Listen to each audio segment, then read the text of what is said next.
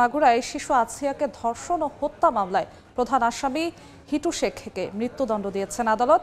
এই মুহূর্তে মাগুরা আদালত প্রাঙ্গণে আছেন সহকর্মী আফজাল হোসেন। সরাসরি যাচ্ছি তার কাছে। আফজাল, মাগুরার শিশু আসিয়া হত্যা এবং ধর্ষণ মামলার রায় হয়েছে, যেই রায়ের জন্য গোটা জাতি আসলে অপেক্ষা করছিল। কিছুক্ষণ আগে মাগুরার নারী ও শিশু নির্যাতন দমন ট্রাইব্যুনালের বিচারক এম জাহিদ হাসান তিনি রায় ঘোষণা করেছেন।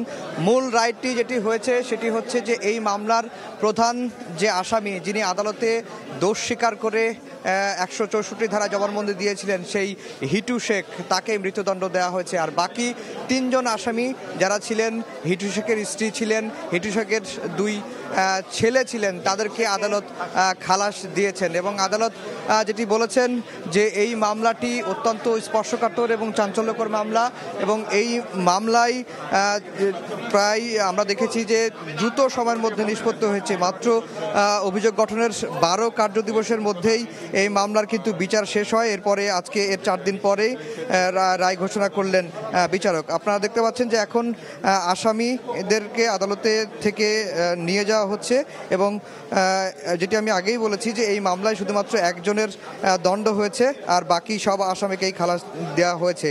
এবং আমরা কিছুক্ষণ পরে হয়তো এই মামলা যিনি বিশেষ প্রসিকিউটর রয়েছেন, স্বরাষ্ট্র মন্ত্রণালয়ে নিয়োজিত অ্যাটর্নি জেনারেল পদমর্যাদার এহসানুল হক সমাজি, তিনি গণমাধ্যমের সঙ্গে কথা বলবেন।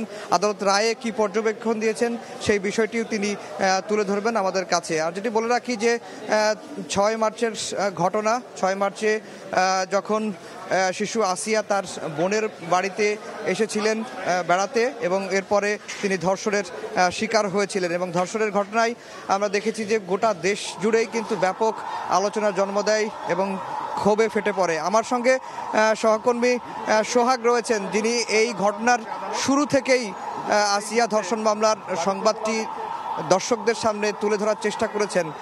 আজকে যে এই রায় হলো, রায়ের আপনার কাছে কি মনে হয়, রায়টি কেমন হলো? একজন সংবাদকর্মী হিসেবে আপনি তো এই ঘটনাটি শুরু থেকেই শেষ পর্যন্ত ছিলেন, এই রায়টি কেমন হয়েছে মনে হচ্ছে আপনার?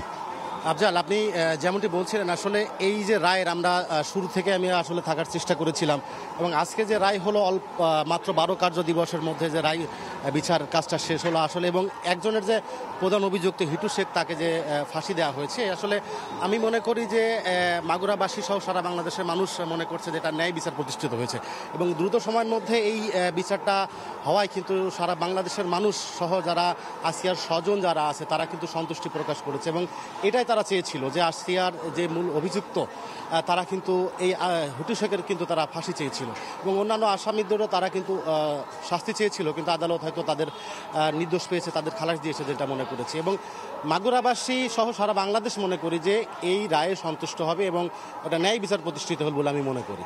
আচ্ছা, আপনি কি আসিয়ার পরিবারের সঙ্গে কোনো কথা বলতে পেরেছেন রায়ের পরপরই? রায়ের পরে এখন আমরা কথা বলতে পারিনি, তবে আমরা কথা বলার চেষ্টা করছি। আমরা দেখেছি আসিয়ার মা তিনি আদালতে উপস্থিত আছেন। আমরা চেষ্টা করব যে আসিয়ার মা কি ভাবছেন বা এই রায়টাকে নিয়ে তার প্রতিক্রিয়া কি, এটি জানার চেষ্টা করব। তো মোটা দাগে একটি কথা বলে শেষ করি যে মাগুরার আলোচিত আসিয়া ধর্ষণ এবং হত্যা মামলায় একজন আসামি, প্রধান আসামি হিটু শেখকে মৃত্যুদণ্ড দিয়েছেন, এবং বাকি 3 জন আসামিকে খালাস দিয়েছেন মাগুরার নারী ও শিশু নির্যাতন দমন ট্রাইব্যুনালের বিচারক। তো এই ছিল মাগুরা থেকে আমার কাছে সবশেষ খবর। সরাসরি ছিলাম মাগুরায়।